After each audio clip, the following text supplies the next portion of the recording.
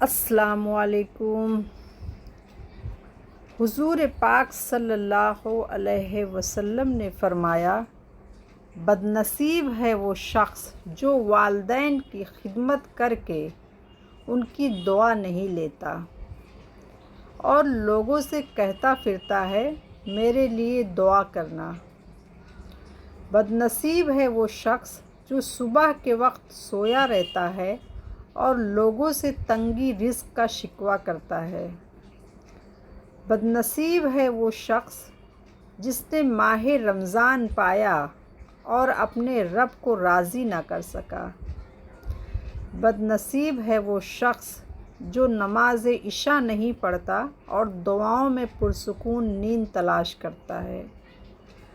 آپ صلی اللہ علیہ وسلم نے یہ بھی فرمایا، جس نے میری ایک حدیث سنی اور دوسروں تک پہنچائی، قیامت تک کے لیے میری شفاعت ہوگی۔